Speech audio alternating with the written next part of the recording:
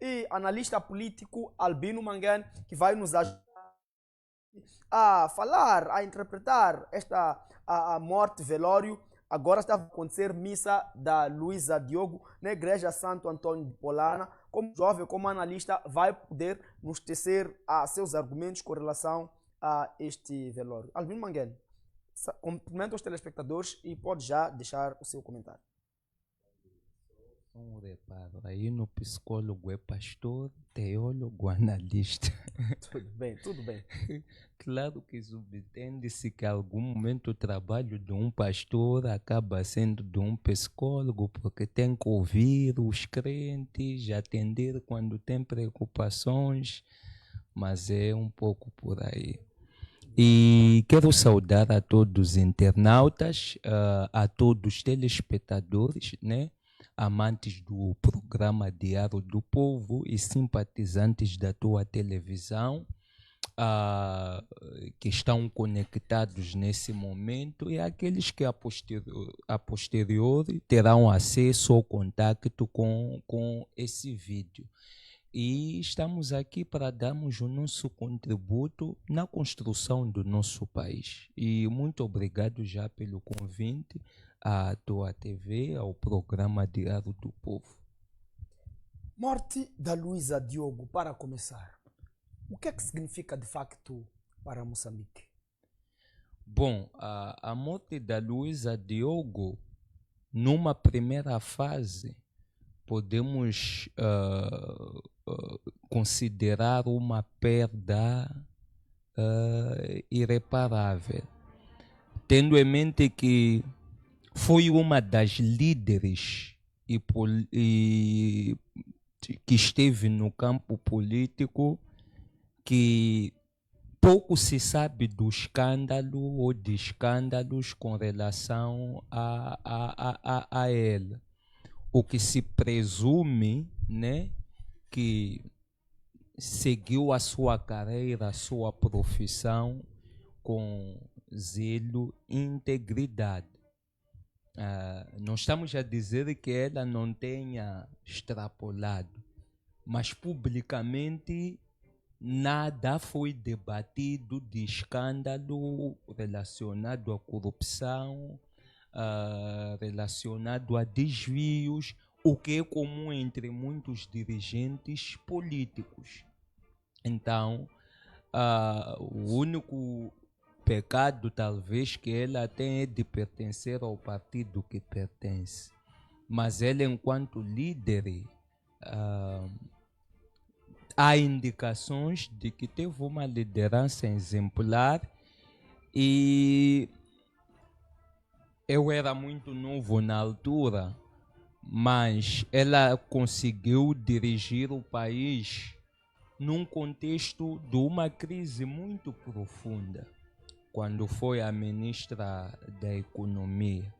Ajudou-nos a atravessar aquele período da crise. Foi quem conseguiu, com a sua capacidade de liderança, junto com, na altura, né, este que foi o anterior ministro, o Malean. Nessa altura não era ministro, mas era um quadro sênior que lidava com a área das finanças. Conseguiram negociar a dívida pública de Moçambique, que culminou com um perdão da dívida. E se negociou a dívida dado a incapacidade de Moçambique pagar. Dada a incapacidade de Moçambique pagar.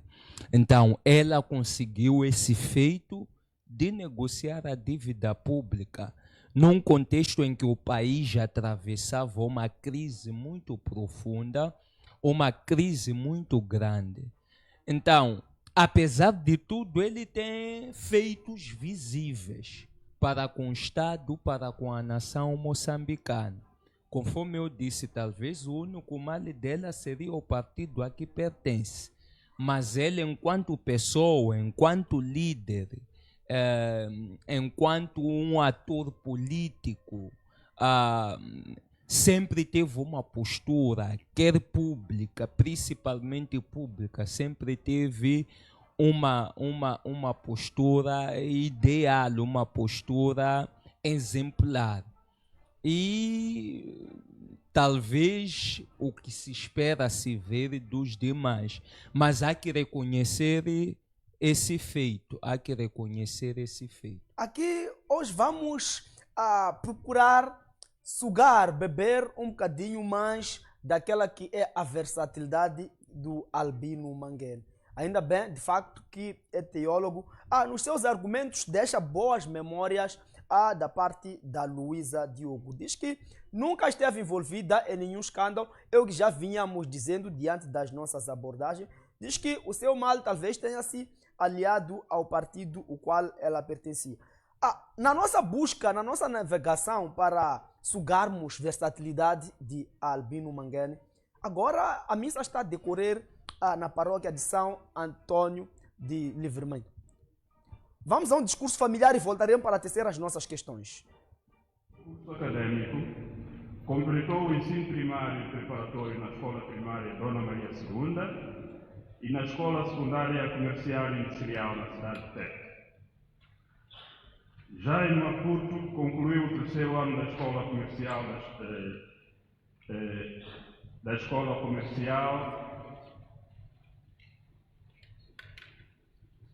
Dr. Azevedo Silva e mais tarde o ensino médio técnico profissional no Instituto Comercial de Maputo, na especialidade de Contabilidade e Finanças. Licenciou-se em Economia na Universidade Eduardo Mondlane, na especialidade de Contabilidade e Finanças. Obteve o mestrado em Finanças Públicas e o doutor honoris causa em London University. O seu percurso profissional. Iniciou a sua carreira profissional no Ministério das Finanças em 1980 e em 1981 foi recrutada para o Serviço Militar Obrigatório. A nossa Luísa Diogo também prestou serviço no Banco Mundial. Lá ganhou grande experiência em gestão financeira, política monetária, dívida pública a nível internacional. Esta Luísa Diogo, que está aqui, que liderou com sucesso as negociações das dívidas no tão conceituado Clube de Paris. Essa experiência foi partilhada no seu único livro, com o título A Sopa da Madrugada. Episódios marcantes. Descrever o percurso de Luísa Diogo não é fácil. Nasceu no tempo colonial e cresceu em plena guerra colonial.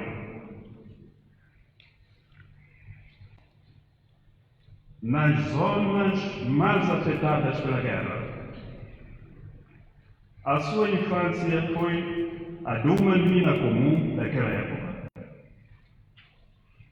Com mãe doméstica e pai enfermeiro, moldada pelo ambiente que se vivia então. O pai, como enfermeiro, era transferido de posto em posto de saúde, ou incumbido de abrir novos postos nas zonas fronteiriças. Zâmbia, Rodésia do Sul, atual Zimbábue.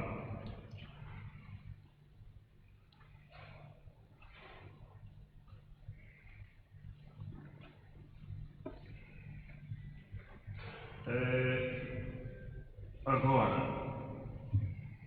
esta parte aqui é interessante que vou falar. Muito interessante. Talvez poucas pessoas sabem. Muitos apenas sabem que a Luísa surge a pergunta: como é que a Luísa chegou aqui, até aqui em Maputo? Uma menina que esteve em Fingo, em Mará, deixou fome, Mágoa, aqueles lugares todos. De repente, chega aqui, como? É uma pergunta, talvez, que está e nos enche de ansiedade e pouca gente sabe. O fator determinante que levou a família a Lourenço Marques, atual Maputo, foi quando o nosso pai, o Sr. Luís João Diogo, bateu num médico militar, um alferes miliciano, mesmo no tempo colonial, no hospital em Marávia, Fingo. A seguir, ele contratou um advogado na Beira e ganhou a causa. Mas isto não foi só tão automático assim. Naquele tempo, naquele lugar, a guerra tinha recrudescido. Havia muitos feridos, e o pessoal de saúde a socorrer era escasso, e o pessoal que assistia normalmente eram militares, tinham os seus médicos, os seus socorristas, e a equipa auxiliar era de enfermeiros e parteiras e enfermeiras.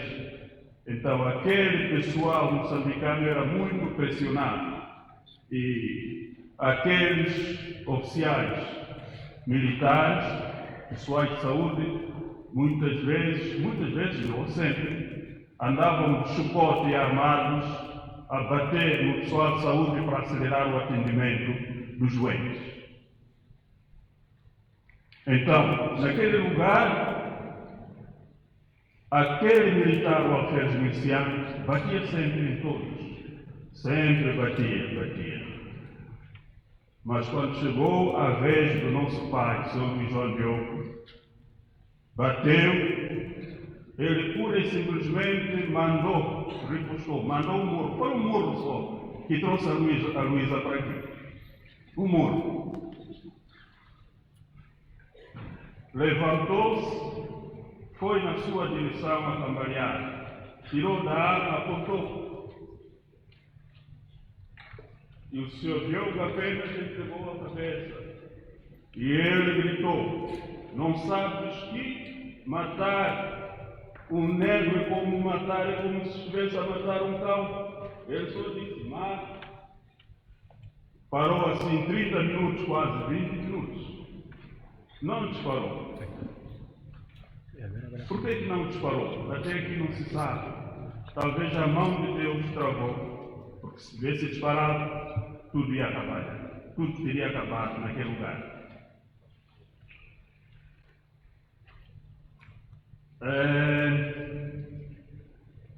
Naquele tempo ele foi suspenso, interrogado pela TIB, torturado, e concederam-lhe 15 dias para se defender. Então, foi daí quando se diz que ele conseguiu um advogado na Beira, se defendeu e ganhou a causa, porque realmente ele não era culpado, né? Depois de ser integrado, aliás, ganhou a causa, pagou 2.000 escudos. Ele ganhava 300 escudos por mês, mas obrigaram-lhe a pagar 2.000 escudos. Assim, nós podemos compreender uma parte porque que a Luísa sempre foi firme e determinada e com grande sentido de justiça. O segundo episódio que eu vou me referir aqui, o segundo episódio marcante, passamos novamente momentos dramáticos, quando numa manhã quase de madrugada, vieram soldados armados, lá em Teta ainda, acompanhados por agentes da PID e BGS, arrombaram a porta da sede principal com violência e levaram-nos todos para o bar do Iatano. Era uma rusga geral naquele bairro, fomos arrastados contra as famílias e, chegados ao local, cercaram-nos com armas apontadas. A Luísa e nós, juntos, todos abraçados, chorávamos, baixinho, com os olhos dilatados de terror. A mãe Laura orava em voz baixa. O nosso papá estava ainda nas zonas remotas a trabalhar. Estávamos nos anos 70, na altura muito próxima do massacre da povoação de Huíra, bem perto daí.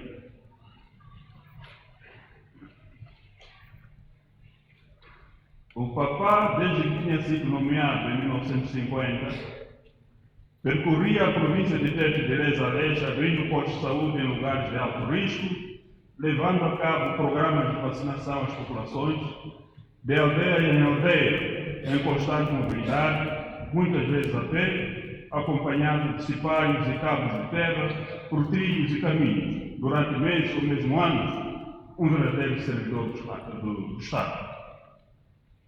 Agora, se compreende de onde parte o espírito de sacrifício, entrega e abnegação que sempre a caracterizou. Em 1972, nosso pai finalmente foi transferido em Lourenço Matos, então foi colocado na Vila Luísa, Coa Marracoém. Juntamos a ele em janeiro de 1974. Como bem, depois de muita luta do Sr. Diogo, muita luta, muitas civícias, ele conseguiu transferência. Naquele tempo não era fácil. Numa região de guerra, transferir alguém para outro lugar não é tarefa fácil. É preciso luta. Lutou. E conseguiu. Nós lá éramos vaiados. Chamavam de turra, grande turra. Turra é o diminutivo de terrorista. Turra, eles usavam o nome de turra, grande professor da Frelimo. Era assim chamado.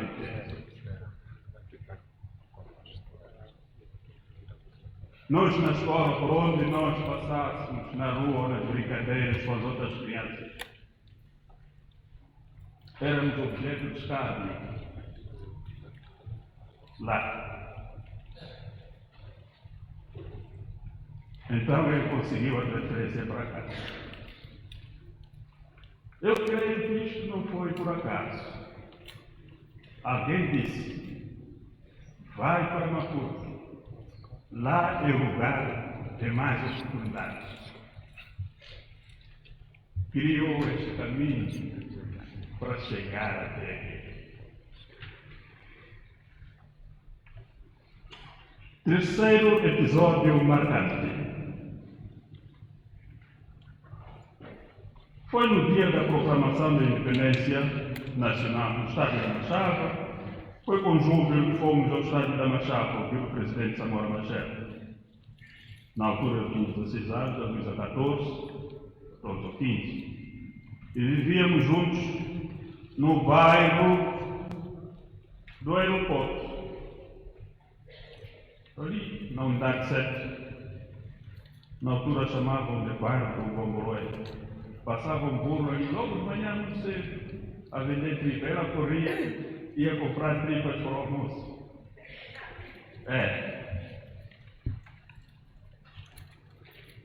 Então, entramos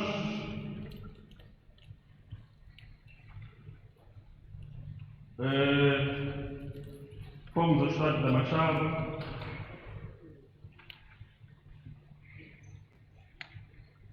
Foi com emoção que recebemos aquela notícia, portanto estávamos livres, levamos a nossa marmita e lá ficámos toda a noite. Quarto episódio marcante. Em 1976, no mês de julho, durante o inverno em Moçambique, a Luísa quase morria por asfixia.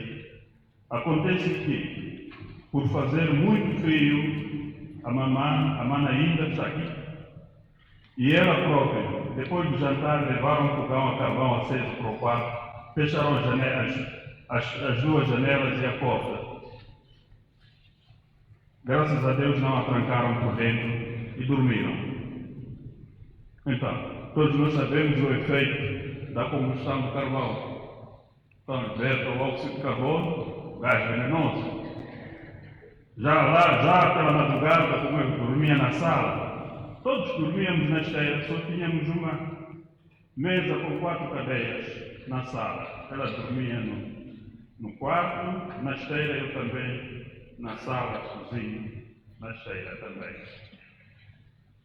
Já pela madrugada, senti um barulho intenso dentro do quarto, sobretudo pancadas na porta, dando a impressão de que queriam sair, mas tinham dificuldades. De repente acordei de um salto, abri a porta, arrastei-as todas para o quintal, abri rapidamente as janelas e tirei o fogão para fora da casa, porque alugamos a casinha dentro de um quintal. O locatário estava mesmo lá dentro também. A casa não tinha energia, usávamos lamparina, a torneira era comum no quintal e a latrina também era comum no quintal. Portanto, tirei o fogão para fora da casa, todas estavam desmaiadas. Na altura eu estava no 6º ano de liceu. Já era um rapaz preparado, conhecia os efeitos de combustão, estava munido de ferramenta suficiente, sabia o que se passava, por isso agia com conhecimento de causa.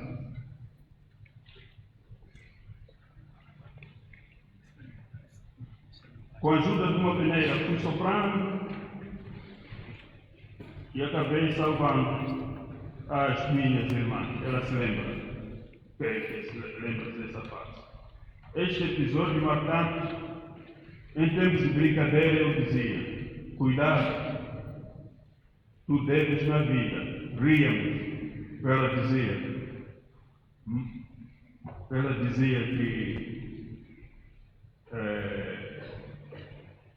isso não dá e dá. Os episódios marcantes foram tantos e seria difícil enquadrá-los todos nessa mensagem. Como caracterizar a Luísa? Qualquer adjetivo qualitativo não lhe faria justiça, mas vou tentar. A Luísa granjeou muitas simpatias a nível nacional e internacional, ficou marcada por um humanismo e intelectualidade ímpar, mencionada como figura influente a nível mundial. Olhando para a sua curta, mas rica e intensa trajetória, desde a sua infância, ensinaste-nos e demonstraste que uma menina simples, nascida de uma machamba de arroz, desde que seja abnegada no trabalho, firme nos seus propósitos, pode atingir patamares de alto nível, voando sem limite. A Luísa é uma ícone de inspiração para a juventude moçambicana, sobretudo para a mulher.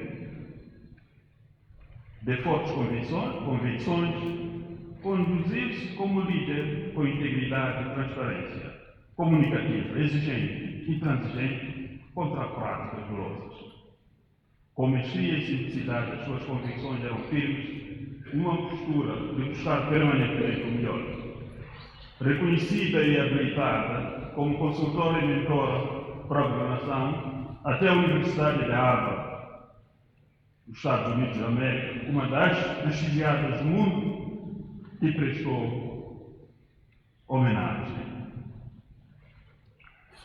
Managinha ou tiazinha, como eras carinhosamente tratada na família, eras uma mulher de sólidos valores éticos e morais, alicerçados na igreja. Aliás, a nossa fé vem do nosso bisavô materno, Gaspar Cardoso, que foi um dos primeiros catequistas negros na missão de Roma.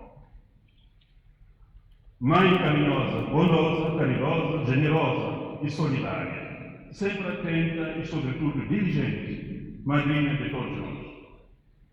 Sempre que te cruzasses com ela, dizia sorrindo: vem cá, quero te dar um abraço.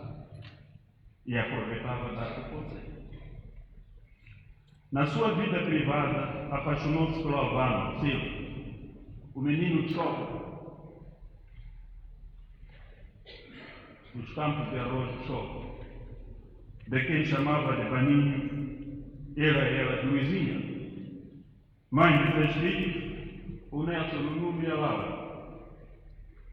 Família cristã, todos batizados, crismados e casados pela Igreja Católica.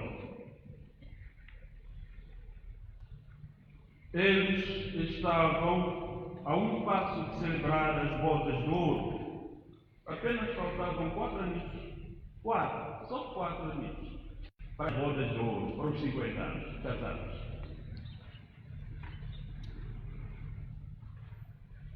O nosso carinho e conforto vai para o seu esposo Albano Silva e os filhos, que terão que enfrentar os desafios futuros sem a presença da mãe. E, sobretudo, a Dona Laura, sua mãe, ainda viva, de 91 anos de idade, cujo drama e angústia vai ser difícil de superar. A família Diogo e Silva sofreram uma grande perda.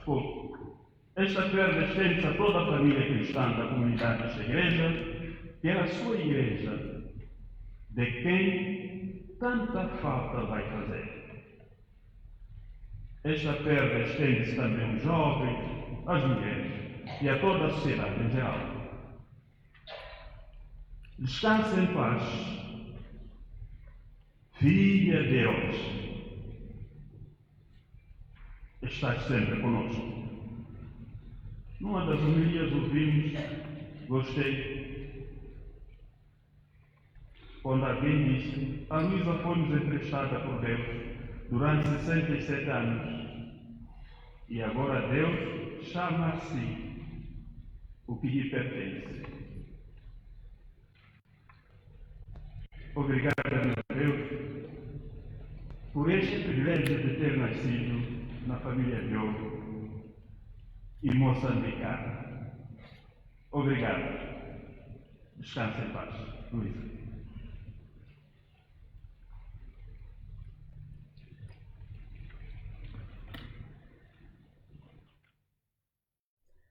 Muito bom, assim foi a nossa transmissão em tempo real, em direto, diretamente da Igreja Santo Antônio da Polana, sítio na cidade de Maputo, onde está a decorrer homenagem, cerimônia de despedida da Luísa Diogo, que perdeu a vida no dia 16 de janeiro de 2026, vítima de doença prolongada em Portugal. Luísa Diogo, que deixa grandes feitos para Moçambique. Luísa Diogo, que segundo o nosso... Vamos ouvir o Daigo Boy, não é? Vamos ouvir as palavras do Daigo Boy, Hugo Diogo, a tecer a sua homenagem para a sua tia Luísa Diogo. Hoje reunimos para lembrar da vida da grande tia que nós sempre tivemos. Uma mulher cujo legado familiar ficará conosco para sempre, como esposa, mãe, avó, irmã, tia e amiga. Que a Luísa foi um pilar na nossa família, sempre presente nos momentos de alegria, nos momentos de dor, oferecendo conselhos firmes, um abraço acolhedor e uma força serena que sempre nos unia. Foi ela quem cultivou os valores que nos definem como família Diogo. O nosso avô Diogo, a nossa avó Laura, sempre transmitiram os mesmos valores que a tia Luísa transmitiu para nós.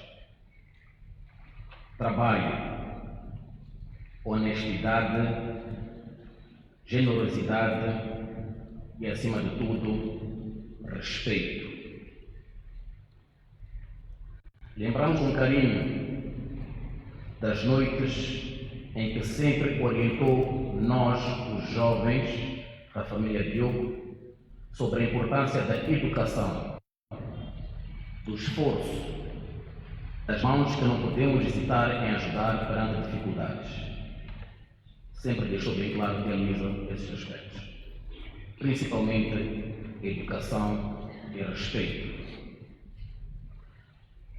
Aqui a Luísa investiu nos estudos de todos os primos que eu tenho, todos os sobrinhos da Luísa.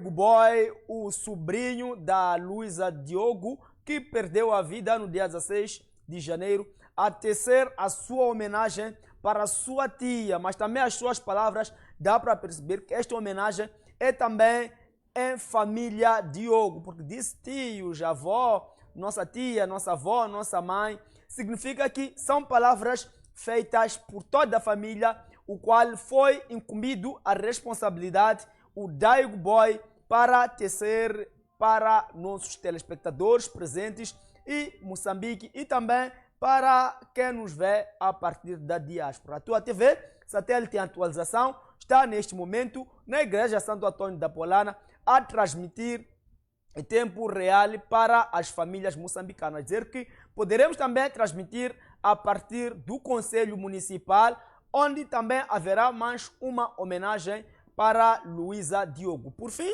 às 13 horas, poderemos presenciar a sua última casa, o momento da sua última moradia, o momento que ela se despede, ou seja, nós nos despediremos do corpo da Luísa Diogo no cemitério de Dlanguene, sito no município da cidade de Maputo. Entretanto, para avançarmos, estamos no estúdio com Albino Mangani, ele que está nos ajudar a interpretar, a olhar para esses aspectos relacionados com a morte da Luísa Diogo, homenagens, e também vamos falar a respeito do velório. Quando íamos às homenagens, tínhamos uma questão a fazer relacionada com o facto de estar em igreja. Albino Mangani, que é também teólogo, vamos procurar sugar essa sua parte também de teologia. Quando é que existe uma homenagem numa igreja de despedida de alguém que perdeu a vida? Bom, no âmbito geral, é realizado uma homenagem na igreja quando se trata de uma figura eclesiástica.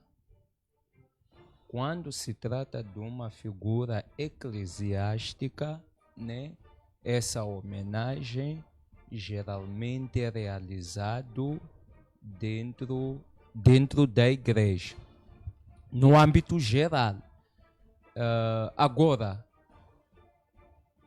não sabemos, né, em que condições, porque parece que a igreja de Santo Antônio da Polana, nós sabemos que contrata o tempo que muitas elites políticas de Moçambique, praticamente a homenagem é realizada ali.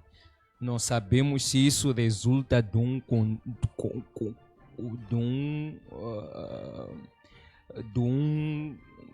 acordo ou é uma prática que a Igreja Católica tem em realizar a homenagem dentro do seu templo sagrado.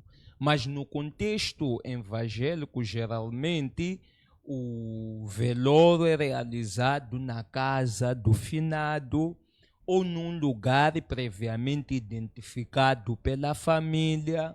Tratando-se de uma figura eclesiástica, é realizado em vários contextos no templo. Apesar de ser assim, há muitos, né, que mesmo sendo uma figura... Para segurar o seu fio de pensamento, podemos prosseguir com a homenagem do Daigo Boy? Vamos já ao Daigo Boy a tecer sua homenagem. Em condição. Obrigado.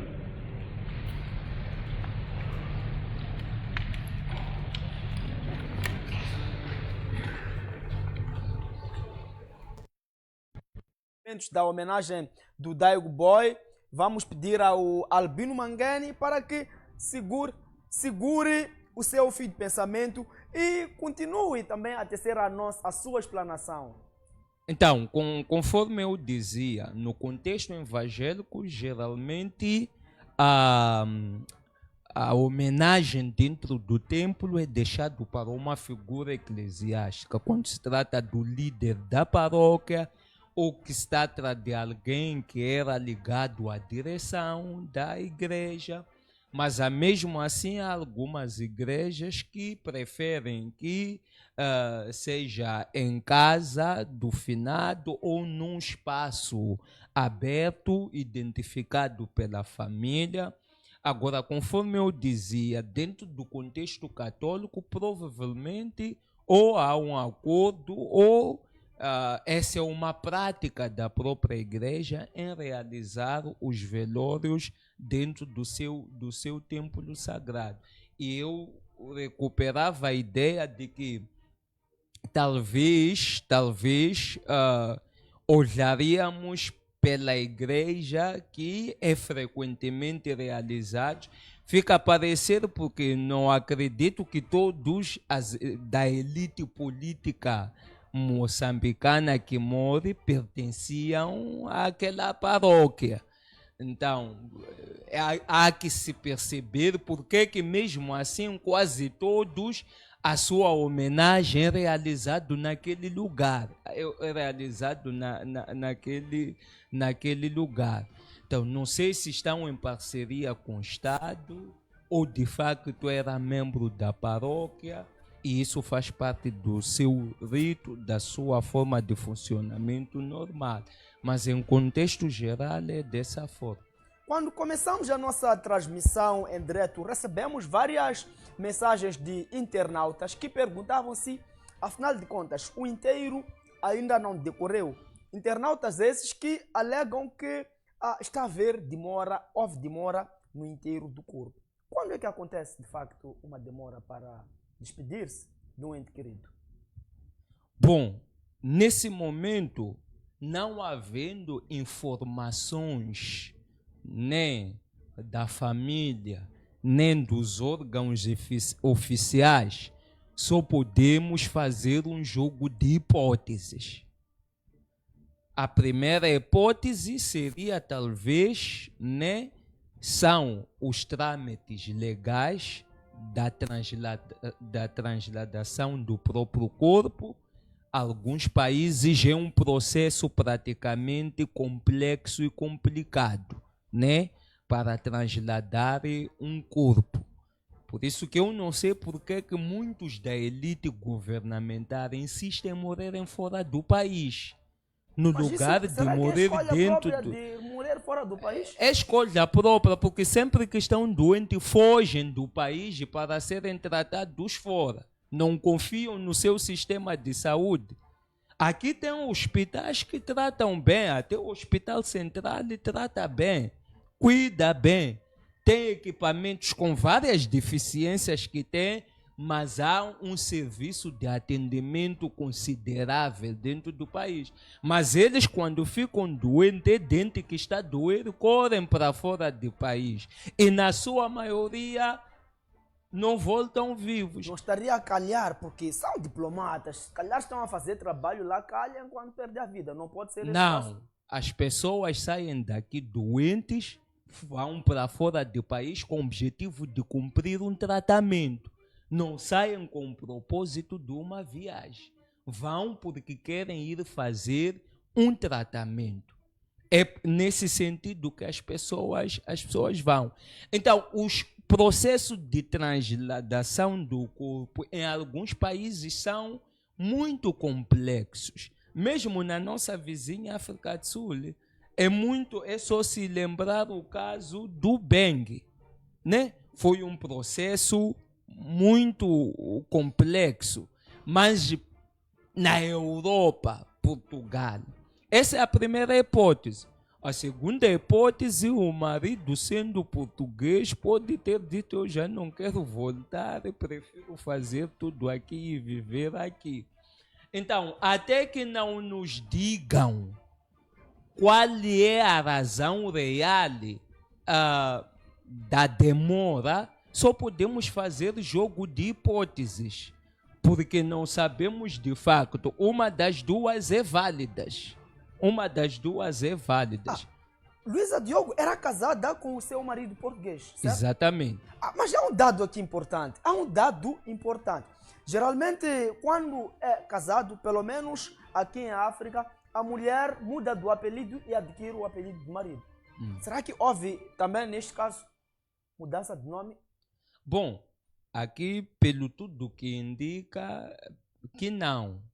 A não ser que seja publicamente, mas nos documentos haja havido mudado o nome, né? Nos documentos oficiais, mas publicamente ainda aparecia com o nome da família, talvez para não perder o prestígio que tem, porque em parte teve prestígio que tem por pertencer, né, à família Diogo. Na verdade, se nós voltarmos a recuar, até o irmão disse isso no meio do seu discurso, o quão impactante e influente era o pai dentro do partido Frelimo nesse caso, né? Então, há essa ligação com a família e com o partido. Então, mantém o prestígio. E principalmente porque o nome se tornou mais sonante, pode ter sido difícil mudar ou alterar, adotar o apelido do esposo. Então, uma das duas é válida. Ou está oficialmente nos documentos, mas preferiu manter o nome da família Diogo publicamente. Eu acho que é mais racional assim. Boa análise, Albino Manguene, boa análise. Uma outra questão, Albino Manguene. Dados dizem que Luísa Diogo foi filha de um enfermeiro e uma doméstica. Qual é a mensagem que tira diante dessas palavras? Até onde ela chegou? Não é? Acredito que chegou no ápice, não é, de sucesso, a nível, podemos assim chamar de sucesso, segundo os dados. Não é? Já foi economista de uma instituição comercial de renome, é um quadro sênior do partido Frelimo e também foi primeira-ministra a nível de Moçambique. Qual é a mensagem que tira diante dessas palavras? Bom, podemos até certo ponto julgar como caso de superação. Mas resta saber se até o pai se casar com a mãe continuava doméstica. Mas se assim os dados indicarem, podemos considerar um caso de superação. Alguém que teve uma estrutura familiar, né, humilde e que foi crescendo ao longo dos tempos. Quanto ao desempenho acadêmico, é indicado como um desempenho bom, positivo. Boa parte das coisas que ela conquistou pode ter sido por mérito próprio, né? Pode ter sido pelo esforço, pelo empenho, principalmente nos estudos, visto que ela se torna, né, se forma num contexto muito complexo em Moçambique, em que poucos ou quase nenhum quadro tinha, né? Porque poucos, quase nenhum quadro tinha. Então, pode ser considerado um caso de superação. E isso indica a possibilidade de que qualquer um de nós pode se tornar aquilo que sonha ser. Dados ainda dizem que teve até diploma em Londres, fez ensino à distância, teve até diploma, bacharelato em Londres. Isso não é para qualquer um. Obviamente que sim. Então, é um caso que podemos até certo ponto considerar um caso de superação. Um exemplo, né, a se seguir, principalmente para desafios para nós, né?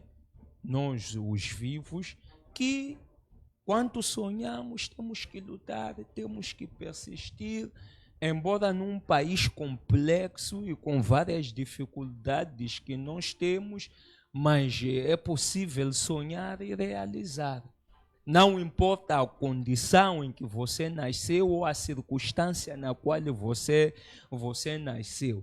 Aproveitando um lado teológico meu, eu me lembro de que Jesus nasce em Nazaré. Em Nazaré, dentro de uma amargedora. A amargedora, para quem não sabe, é a casa de animais, né? Onde dormem ou ficam os animais, e geralmente os cavalos, por aí em diante. E ele nasceu naquele lugar humilde. Há uma passagem em João que a Bíblia diz que Filipe, que tinha um irmão chamado Natanael, encontra-se com Natanael. Como já havia lido muitos livros desde a antiguidade, vários profetas já falavam de Jesus, que ia nascer um menino, quais seriam as características desse menino. E ele disse, não, de tudo que eu li, aquele homem se encaixa naquilo que eu li nos livros de profetas. Porque Nazaré tinha uma outra particularidade, é uma região muito pobre, muito humilde, em que a principal atividade era a pesca. As pessoas sobreviviam na base da pesca. Então o Natanael olha para Filipe, nasceu o Messias, Jesus, aqui em Nazaré. Acha que pode vir alguma coisa boa daqui, desta terra aqui? Significa que muitas das vezes, até onde não se espera, pode nascer algo. Só você prestar atenção, grandes estrelas que estão a impactar o mundo vêm de situações ou contextos muito humildes. Por quê?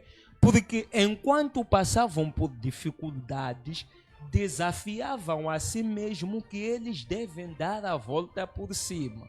Eles devem superar aquela situação, razão pela qual o esforço, o empenho era maior. Então, o caso de Luísa Diogo, em algum momento, nos leva a esse caso de superação, de que não importa onde nós nascemos, se nós temos o sonho, temos que acreditar, investir, leva o tempo que levar, mas sempre no final é possível realizar um sonho.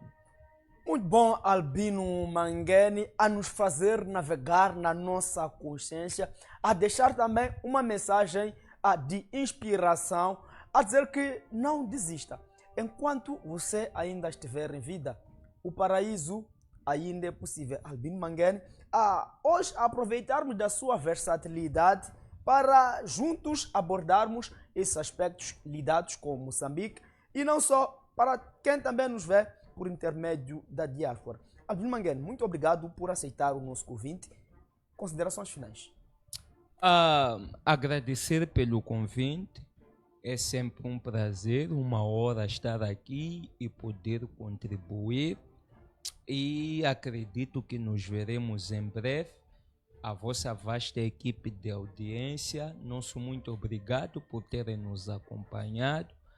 A equipe de produção, obrigado por terem tornado possível essa emissão e gratidão.